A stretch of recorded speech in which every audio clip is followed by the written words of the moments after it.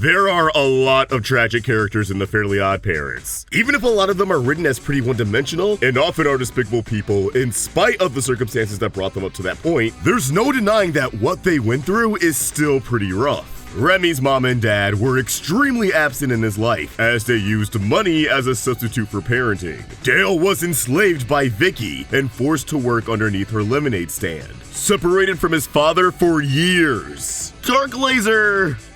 Well, I think he's just an ass, but maybe we can copy and paste Anakin's backstory. But I believe the most tragic character in the franchise is by far Denzel Crocker. He doesn't just have one of the most messed up origin stories in Nickelodeon history, but he's a living example of the rules and the fairy system at large failing a kid, completely changing the trajectory of his life for the worse, and inadvertently creating one of the greatest threats to fairy kind, leaving a shell of a human being who has nothing to lose, but everything to gain from exacting revenge. We're going to break down the unfortunate life of Mr. Crocker, from losing his fairies as a kid to dedicating his final years to exposing their existence to the world, desperate to prove that his life meant something. This is the de-evolution of Denzel Crocker. Or the tragedy of Denzel Crocker? I don't know. The title might change for the algorithm. Denzel Crocker was born in a log cabin on May 13th, 1962. And for the first 10 years of his life, he was actually pretty sociable and well-liked by his peers. Geraldine Waxoplex in particular had a huge crush on him. She really dug how friendly and chill he was. People thought he was a pretty cool dude, describing him as the most helpful, least selfish, grooviest kid in all of Dimsdale. And I mean, how could you not think this kid was dope after watching him save from getting hit by a semi-truck? Huh, it's funny how if he didn't save him, would have never even existed. Saving not only scored him 15 minutes of fame on the local news, but Dimsdale went as far as to dedicate the following day, March 15th, as Denzel Crocker Day. This kid was practically being treated as the second coming of Christ. But despite how popular Crocker was, there was one person whose attention he longed for the most. His mom, Dolores Day Crocker. Little is known about Crocker's father, if he passed away or just simply walked out of their lives. But it left Dolores a single mother who had to work multiple jobs to keep their small family afloat. Mommy has to run to her second job at the 8-track tape company. Because she was constantly out of the house, Crocker had to be babysat by a sadistic, child-hating teen named Vic, who is the uncle of Vicky. That makes the most sense. Torturing children runs in the family. Vic made Crocker's home life a living hell. He was in a very similar position to, which meant he had fairy godparents! Not just any couple of fairies either, but the iconic duo, Cosmo and Wanda. With their infectious personalities and fantastical wish-granting abilities, they made his life so much brighter, until they were stripped away from him on a fateful day. March 15th, 1972, Denzel Crocker Day. While Crocker recites a huge speech at Dimsdale City Hall, reflecting on the hardships he endured in his life up to this point, milkshakes, don't do that. Hey. He's tackled off the stage by some weird dipshit in a pink hat who claims he's from the future and found Crocker through a DNA tracking device. Wait, what the fuck? Because of this stranger, Crocker's fairy godparents are inadvertently exposed to the people of Dimsdale, causing Jorgen von Strangle to descend from Fairy World and remove Cosmo and Wanda from his possession, wiping away all of his precious memories of the two fairies in the process. Cosmo also wipes his and Wanda's minds by mistake because, you know, Cosmo. But before Crocker's mind is wiped, he plucks a strand of Cosmo's hair into the DNA tracker, given to him by the mysterious boy in the pink hat, and writes a message to himself on the back of the device. Fairy godparents exist. Now Jorgen does a number on this kid. It's overkill. Would you stop that? What? That thing is gonna give her brain cancer or something. Mind wiping him so much that his teeth become crooked, his ear falls down to his neck, and a good chunk of his hair falls out. Look at him. He's not groovy anymore. He's a freak. Run! Because of Jorgen's intervention, no one in Dimsdale remembers why they were celebrating Crocker Day. In fact, they don't realize it was a celebration at all. They come to the totally logical conclusion that Crocker Day means they're supposed to hunt him down. We're not celebrating anything, so we must be in angry mood! In an instant, he became public enemy number one. This really highlights just how flawed the rules can be. Crocker's fairies being exposed to everyone wasn't even his fault. Not only was Cosmo the one who revealed himself of his own accord, but Crocker never actually stated that he had fairies. Did, if anything, Jorgen should have just wiped the town's memory of Cosmo and given Crocker a slap on the wrist. Not horribly disfigure him for life and let him be turned into a widely hated figure at only 10 years old. This mob never lets up either. They're still chasing him while they're in retirement. Because of this flawed system, Crocker has zero clue what has happened to him, why his rough life seemed to get exponentially worse out of nowhere. The only hint to the truth being a cryptic message that instilled a purpose within him. Prove fairy godparents are real, at all cost. Too bad the show went on for too long and ruined the emotional core to all of this with one of the dumbest retcons I've ever seen. Season 9's Let Sleeper Dogs Lie reveals that Kid Crocker was actually an asshole who was horrible to Cosmo and Wanda, failing to even remember their names as he bossed them around 24/7. And they want us to buy that he lost his fairies simply because he turned 11? Now he's old enough to get therapy. Even though the show made it clear that kids have their fairies for as long as they need them, not until they turn 11. Motherfucker, you know what I was doing at 11 years old? Deep in depression because I moved to a new city. Feeling all alone. The exact thing that gave Hazel, Cosmo, and Wanda. Having the option of therapy does not balance out having fairies who can grant your every wish. What if your therapist is just bad at their job? We got scams like BetterHelp on the prowl nowadays. Yeah, getting cool people on internet videos is definitely the next big thing. All right, I feel like you're saying that with like kind of a sarcastic tone. I'm saying back to you what you're saying to me, Kai, so that you can hear it. So if you hear like something that sounds dumb as hell, I didn't create it. I'm saying it back to you so that you can hear it. I cannot stress enough how poor of an excuse this is to take away someone's fairies. Also, Sparky is here for some reason. Today you turn 11. Your crazy mother is the reason you needed fairies in the first place. Now you're old enough to get therapy. This is a horrible change that only happened because the show went on for too long and they needed a reason for Crocker to learn about Sparky. In fact, we're not counting it for this video. This shit ain't canon. I just wanted to complain about it and keep my bases covered from comments like, but what about season 9, episode 25? Fuck season 9, episode 25, that's what! So anyways, this goober's obsessed with fairies now. This unhealthy obsession followed Crocker well into his adulthood, interfering with his romantic prospects on more than one occasion. There was a point where he was on the cusp of marrying a beautiful woman who was absolutely loaded, Miss Idaho. But he threw away the entire relationship when her one request was for him to let go of fairy hunting. Will you marry me? Yes, yes, yes!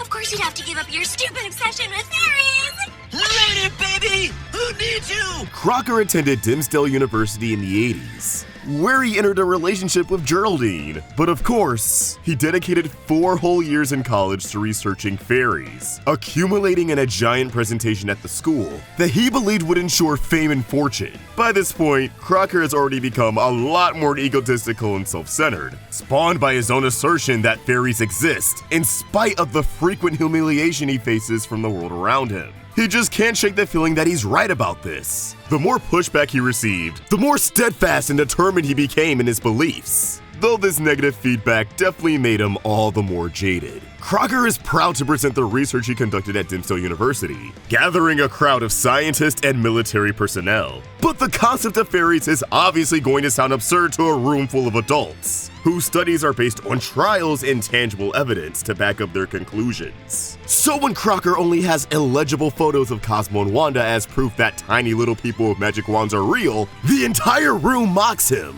He just sounds like a crazy person and loses everything.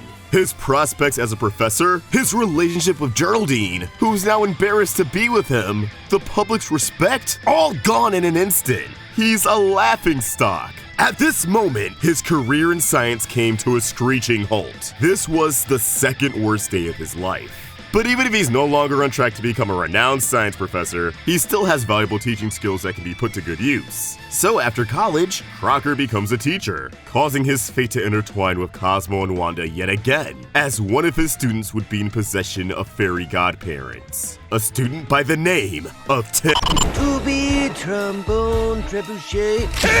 Timmy Turner. Hello, Turner. Mr. Crocker, is a massive source of fairy energy in Timmy Turner's house. So like, Crocker didn't just become an elementary school teacher because that's all he could land after taking his reputation. His primary motivation for becoming a teacher was, of course, fairies. He seemed to have figured out the concept of a god kid in his research, and assumed working at a school would put him in close proximity to fairies. That's already pretty crazy, but the show has also made it clear that Crocker hates kids. He willingly put himself in a miserable position. Aside from his infamous habit of tweaking out and yelling, "Fairy godparents!" every time he suspects they're involved in something, Crocker is most known for failing his students, or at least one student in particular, Timmy Turner, grading all of his assignments with a big fat F, regardless of what Timmy does. And beyond grades, he goes above and beyond with torturing his students in different ways, going all out on March 15th, the anniversary of him losing his fairies and getting humiliated in front of the city. He throws the whole kitchen sink at his students. From confusing rhetorical questions to physical abuse, like when he pulled Chester's braces through a magnet so that his teeth would tear right through his desk, trapping him there. Why are you punishing us like this? Why am I still a miserable school teacher? Why don't any of the things I wish for ever become reality? I always imagined his hatred towards children stemmed from how he was in a position where he's preparing a new generation for their future, and it reinforces his bitter feelings towards his own life. How he screwed up his future by going all in on fairies. He also might have started to struggle socially after losing his fairies, and being surrounded by kids reminds him of those times. I don't think he was a complete social outcast, given that he went on to date Geraldine in college, and it seemed like he kept his obsession towards fairies private until the big presentation. But I'm sure there was still a shift. He never completely bounced back from losing Cosmo and Wanda. Speaking of Geraldine, he now works under her as she's the principal of the school, which, if Crocker's heart was genuinely in teaching, it might be a little awkward, but overall no big deal. But because he just wants to capture fairies, this really rubs salt in the wound. This is someone who deeply admired him ever since they were kids. But because he's desperately trying to prove the existence of floating chibi heads who are more powerful than an infinite money glitch, he looks like a crazy person to her, and she wants nothing to do with him. They're not even that friendly. She wants to keep things strictly professional, asserting that he should only refer to her as Principal Waxaplax, and not by her first name. And because Crocker crashes out on a daily basis, she's always beating his ass. Like actually giving this man the pause. In her eyes, the boy she adored growing up is now a shell of a man who has more than a few screws loose. It drives home how frustrating Crocker's life is, because we know fairies exist, we know he once had them, and he doesn't even know that. And he never will. Like, he should have definitely let go of this fairy obsession, as it's only made his life worse. But just knowing he is right makes everything he endured feel so cruel, although it doesn't justify the cruelty he inflicts onto others. He also still lives with his mom well into his 40s, projecting a lot of the resentment he harbors towards himself at her. She just wants him to be happy and better himself, making suggestions that could improve his life, but they're often met with aggression from Crocker. You might want to add, move out, get a high-paying job and a family of your own.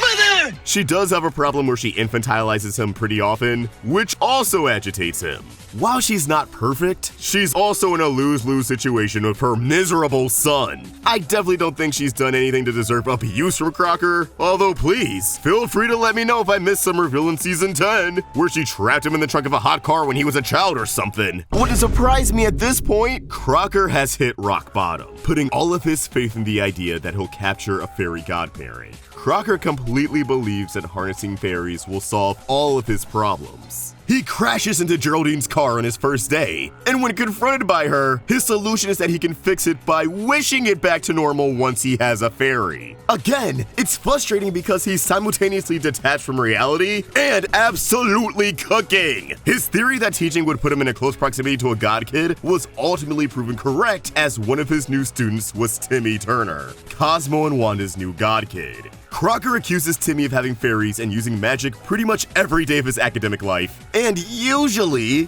he's right on the money! These suspicions have caused Crocker to develop an intense hatred towards Timmy, flunking him by any means necessary, and hatching harebrained schemes to try and capture his godparents. Crocker has wasted so much of his intelligence and resources on making this kid's life a living hell. But ironically, Timmy's the catalyst to why Crocker's life fell apart. The tragedy of the situation is compounded by the similarities Timmy and Crocker's upbringing share. Both neglected kids with abusive babysitters whose lives at home are absolutely garbage. It's like Crocker recognizes how much of himself is in Timmy, and instead of wanting to help him out, maybe try to keep the kid out of trouble, it just pisses him off even more. Like the sight of Timmy just triggers a slew of bad childhood memories, and he only knows how to cope with it by being a shitty teacher. While Crocker's come close to capturing Timmy's fairies on a few occasions, he finally succeeded in what's without a shadow of a doubt the peak of his character, Abracatastrophe. Crocker's going all in on his goals, as he's invested all of the money he's made teaching into a high-tech van designed to track magic and capture fairy godparents. Coincidentally, Timmy's celebrating his fairyversary, managing to keep Cosmo and Wanda's secret for 1 whole year. And he's awarded with a magic muffin that can grant rule-free wishes, which picks up on Crocker's magic tracker. Now, Denzel's been off his rocker for quite some time, but the idea of getting his hands on this muffin is causing him to spiral, dedicating an entire class to yapping about fairies. And because Timmy ends up losing the muffin once he gets to school, Crocker chains him to his desk in an attempt to get to it before Timmy can. Things don't go according to plan, as Bippy the monkey ends up scoring the muffin and wishes for a reality where primates have authority over mankind. And in this new status quo, Crocker is exactly the same, still obsessing over fairies, except this time he accuses apes of having them instead of humans. Surprise, surprise, that's exactly the case. And because he's spitting facts, he's seized by apes and taken to their forbidden city, Chimpsdale, as a prisoner to be dissected. Timmy decides to follow Crocker and ends up getting into trouble himself, leading to shenanigans that end with Bippy wishing the Earth back to normal and Crocker having the magic muffin literally fall into his hands. With this rule-free wish, Crocker is able to capture Wanda and eventually Cosmo, obtaining unfathomable power. At first, he takes his aggression out on students, attempting to murder 2 of them only to turn them into ice statues, which still might have done them in, who knows, and also turning Chester and Sanjay into literal potty mouths. But it isn't long before he exacts his revenge for becoming a societal outcast by ensnaring the world in a dystopian wish where all of mankind is enslaved to him. The school has transformed into a magical golden fortress, and Dimsdale is renamed to Slavesdale. Don't know how I feel about that, with the majority of the city reduced to rubble and the population fluctuates depending on Crocker's mood.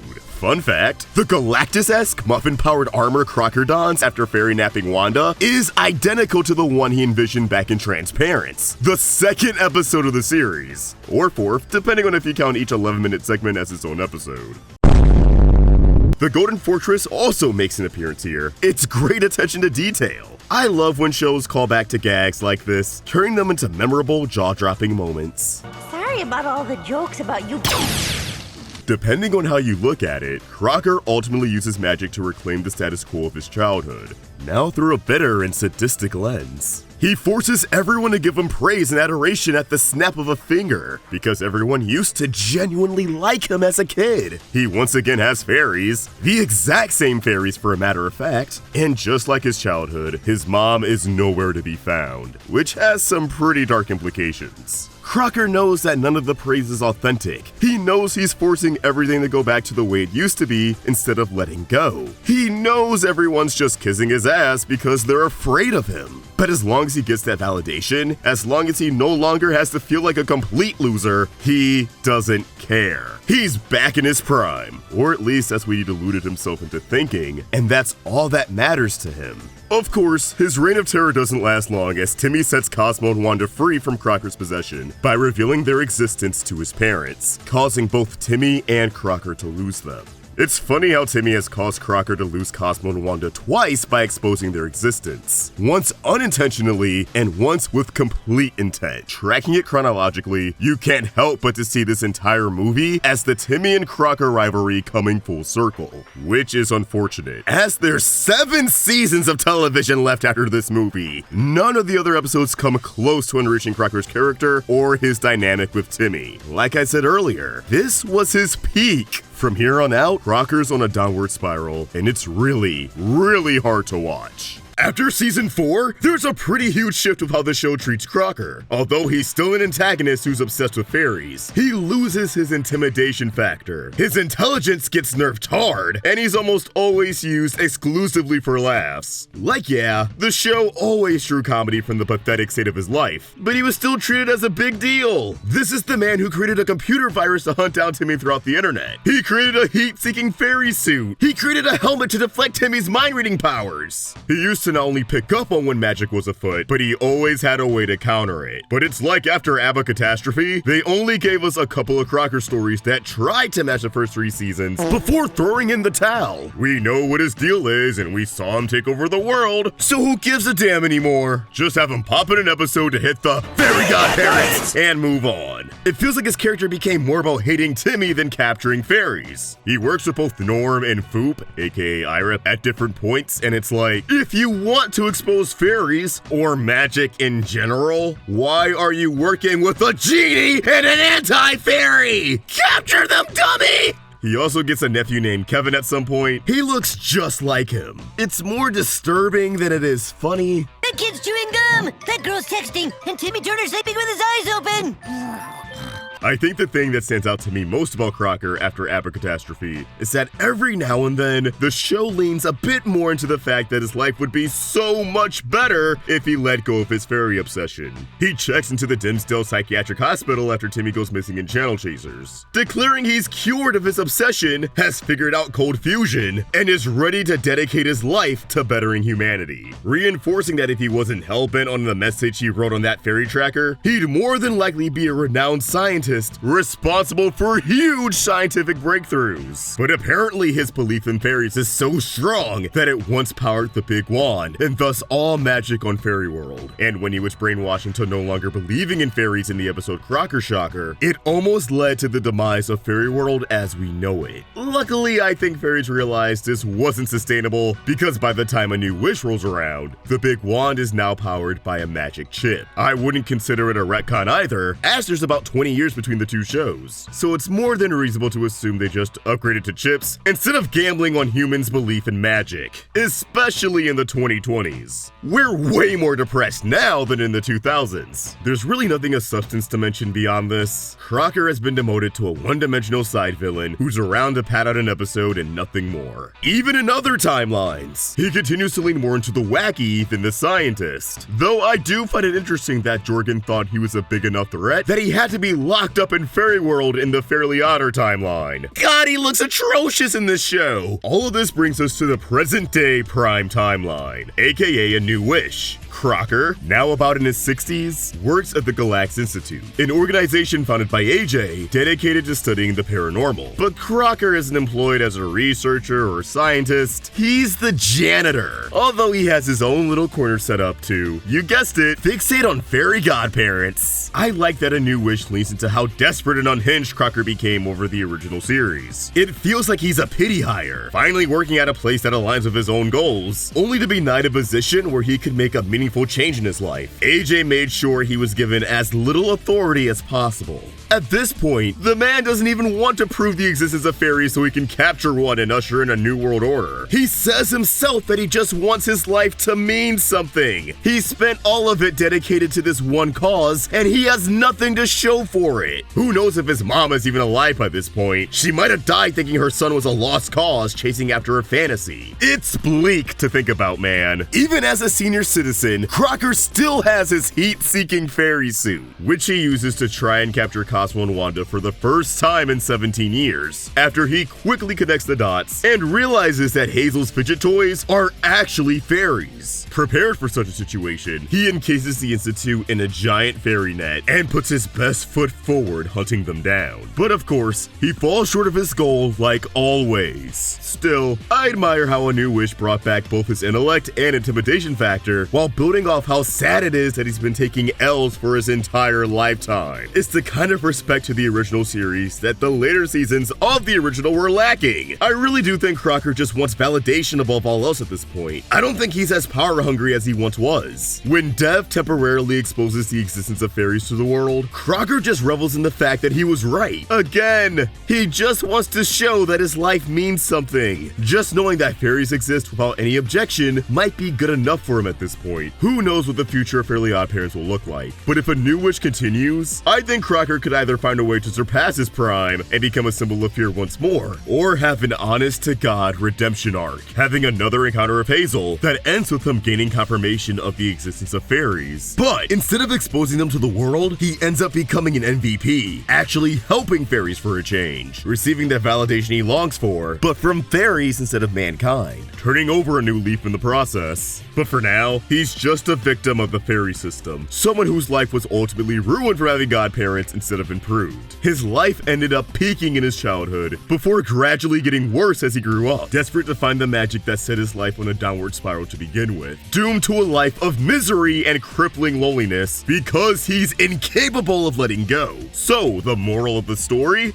I don't think there is one. Life just sucks sometimes. But there you have it, the de-evolution of Denzel Crocker. Would you consider him a tragic character, or someone who deserves his suffering because of how horribly he treats his students and family? Let me know in the comments down below, and keep the conversation going over on Twitter and Instagram at AwestruckVox and at Roundtable Vids. If you enjoyed this video, please throw it a like, and subscribe to the Roundtable for more great cartoon content. Thanks for watching, and I'll catch you next time. Peace!